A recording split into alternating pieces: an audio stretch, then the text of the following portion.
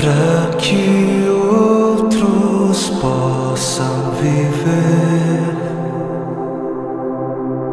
Vale a pena morrer para que outros possam viver.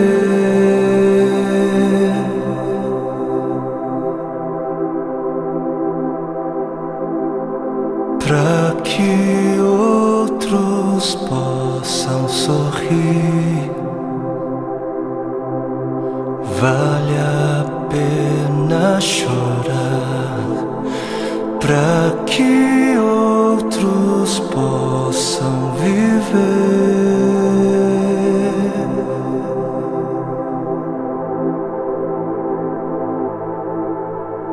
Portanto, visto que temos este ministério pela misericórdia que nos foi dada, não desanimamos. Antes, renunciamos aos procedimentos secretos e vergonhosos, não usamos de engano, nem adulteramos a palavra de Deus. Ao contrário, mediante a clara exposição da verdade, recomendamo-nos à consciência de todos diante de Deus. Pois não pregamos a nós mesmos, mas a Jesus Cristo, o Senhor, e a nós como escravos de vocês por causa de Jesus. De todos os lados somos pressionados, mas não desanimamos. Ficamos perplexos, mas não desesperados. Somos perseguidos, mas não abandonados. Abatidos, mas não destruídos. Trazemos sempre em nosso corpo o morrer de Jesus, para que a vida de Jesus também seja revelada em nós. Pois nós que estamos vivos, somos sempre entregues à morte por amor a Jesus, para que a sua vida também se manifeste em nosso corpo, de modo que em nós atua a morte, mas em vocês a vida. Por isso não desanimamos, embora exteriormente estejamos a desgastar-nos, interiormente estamos sendo renovados dia após dia, pois os nossos sofrimentos leves e momentâneos estão produzindo para nós uma glória eterna que pesa mais do que todos eles. Assim, fixamos os olhos não naquilo que se vê, mas no que não se vê, pois o que se vê é transitório, é passageiro, mas o que não se vê é eterno. Para que outros possam viver, vale a pena morrer. E nas palavras de 2 Coríntios capítulo 4 que nós acabamos de ler, para que outros possam viver, não apenas vale a pena morrer, como deve-se morrer. Deve-se. Para que outros possam viver, deve-se. É necessário morrer. É necessário morrer para que haja vida. Trazendo sempre em nosso corpo o morrer de Jesus, para que a vida de Jesus também seja revelada em nosso corpo. Pois nós que estamos vivos, somos sempre entregues à morte por amor a Jesus, para que a sua vida também se manifeste em nós, de modo que em nós atua a morte, para que em vocês, para que em outros atue a vida. Assim como a semente que não morre não germina, assim como a semente que não morre é incapaz de gerar frutos, aquele que não morre é incapaz de gerar vida, é incapaz. Não fosse o sangue do Cordeiro, não fosse o sangue de todos os mártires que vieram antes de nós, não fossem aqueles que vivem como se não pertencessem a este mundo, não seríamos conhecedores das boas novas da vida, não seríamos.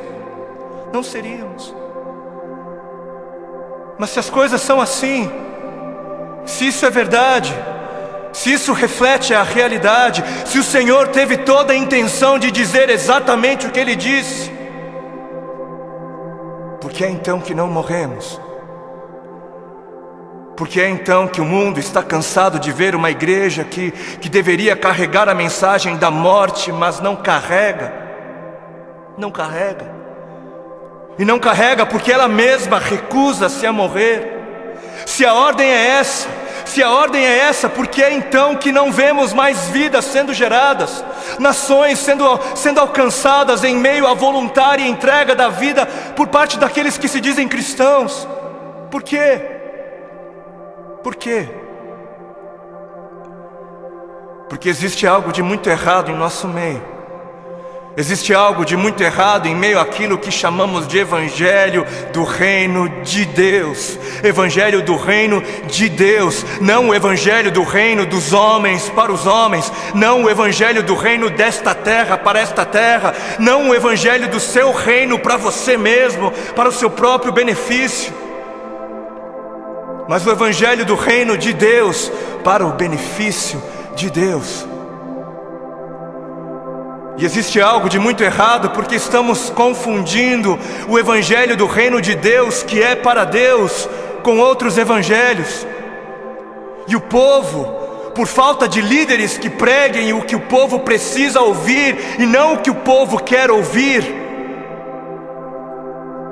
o povo está adorando outros bezerros de ouro. E o grande bezerro de ouro dos nossos dias é a bênção. O grande bezerro de ouro dos nossos dias é a vitória, é a conquista, é o bezerro da prosperidade, é a saúde, é o meu bem-estar, é o meu conforto, é a minha necessidade, é o meu reino, é a minha vida. 7 passos para alcançar a bênção aqui, 40 dias de jejum da vitória ali, 12 maneiras para ser próspero um pouco mais adiante, e 318 formas para você fazer com que Deus faça aquilo que você quer que Ele faça.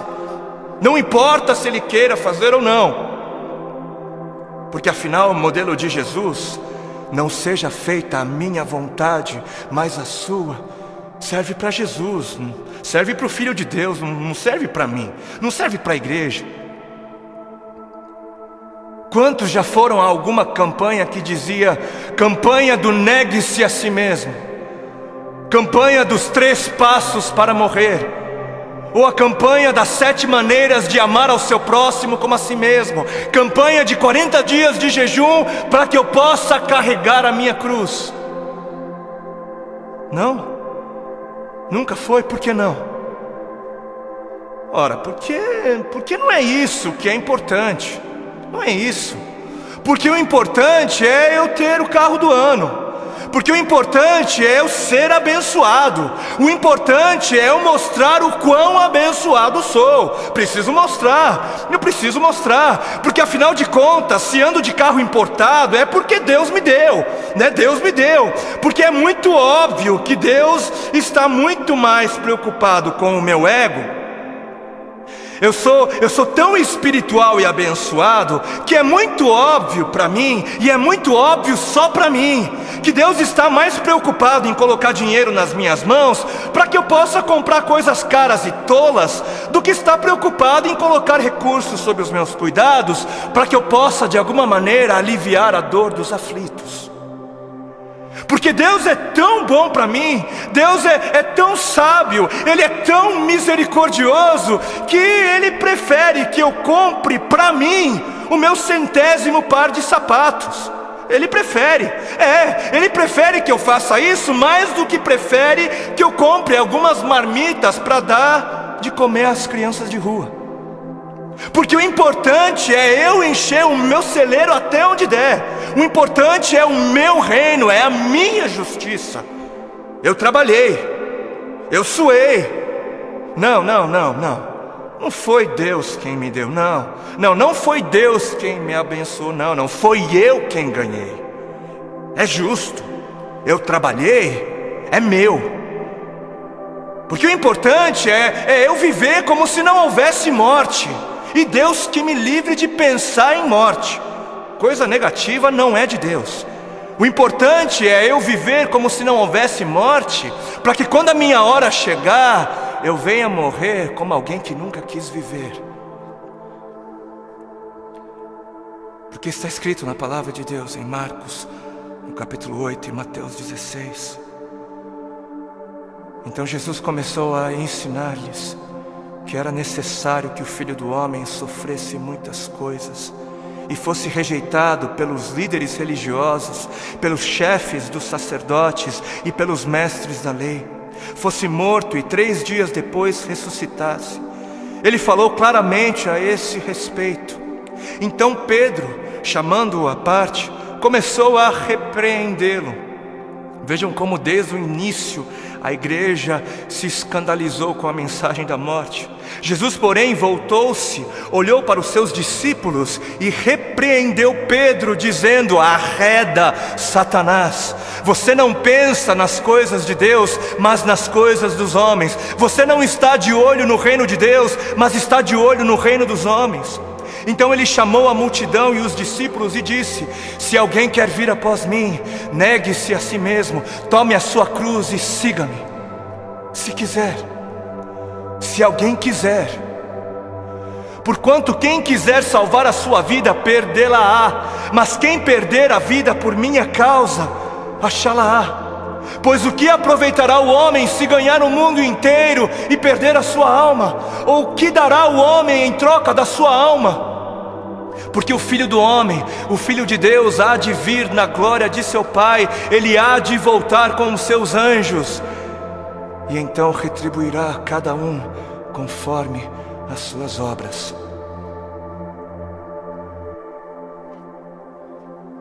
Quem fizer de tudo para garantir a sua vida neste mundo, não merecerá a vida no outro. E quem fizer de tudo para garantir a sua vida no outro mundo, perderá a sua vida neste.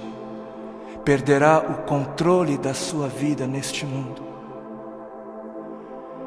Quem viver de olho nos tesouros deste mundo, receberá somente aquilo que este mundo é capaz de dar. Mas quem viver com os olhos fixos no tesouro eterno, este receberá, este haverá de receber aquilo que a eternidade tem para dar. Entendam algo. Sabem por que existem religiosos fanáticos que se matam, que se suicidam, que dão as suas vidas para serem destruídas? Sabem por quê? Porque eles estão pensando na eternidade, eles estão de olho na eternidade. E sabe por que você se recusa a negar-se a si mesmo e entregar o controle da sua vida a Deus? Porque você está pensando demais nesta vida. E mais, sabem por que é que estes fanáticos acabam dando as suas vidas? Porque eles passaram a vida toda, a vida inteira, ouvindo de seus mestres que morrer é algo valioso. Eles passaram a vida toda ouvindo de seus mestres que morrer é algo bom, é algo nobre, é algo honroso, que morrer gera vida. Gera vida. Mas e a igreja? Mas onde está a igreja?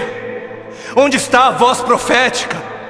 Onde estão os que pregam a verdade? Onde estão os que pregam morram? Onde estão os mestres de Deus a gritarem morram? Morram, para viver morram, por amor a Cristo morram, por amar a Deus acima de tudo morram. Onde estão? Por que os missionários moravianos se vendiam como escravos para poderem pregar aos escravos? Porque alguém lhes ensinou que esta vida não vale a pena ser vivida se não for vivida para Deus. Alguém lhes havia ensinado que para que outros pudessem viver, valia a pena morrer. Enquanto muitos parecem estar fascinados demais com mestres que pregam apenas vida nesta vida, mestres que distorcem o significado de vida em abundância. Apesar disso, existem alguns remanescentes, existem ainda alguns que se recusam a se prostrar diante dos bezerros de ouro, existem ainda alguns que se permitem ser afligidos por amor a Cristo. Alguns que entenderam a voz do Espírito de Cristo, do Cristo que deu o exemplo a ser seguido, não apenas em vida, mas na morte de cruz, e são capazes de dizer: já não sou eu quem vivo, mas Cristo vive em mim. Cristo vive em mim. Amados, a vida é para os que creem. E os que creem não têm medo da morte, não devem ter medo da morte. Quem tem medo da morte não crê. E quem não crer, não viverá. E eis que a morte é o maior medidor da fé. Os que morrem são os que creem. E termino com um texto bíblico que está em 2 Timóteo, capítulo 4, nos versículos 2 ao 4. Diz assim: pregue a palavra, pregue a palavra, esteja preparado a tempo e fora de tempo, repreenda, corrija, exorte com toda a paciência e doutrina. Por quê? Porque chegará o tempo em que não suportarão a sã doutrina, chegará o tempo em que não suportarão os caminhos de Deus, os pensamentos de Deus. Ao contrário, sentindo coceira nos ouvidos, juntarão mestres para si mesmos, segundo as suas próprias cobiças. E estes se recusarão a dar ouvidos à verdade, se recusarão, voltando-se para as fábulas, preferindo acreditar nos mentirosos finais felizes. Que este não seja você, para a glória de Cristo Jesus. Amém.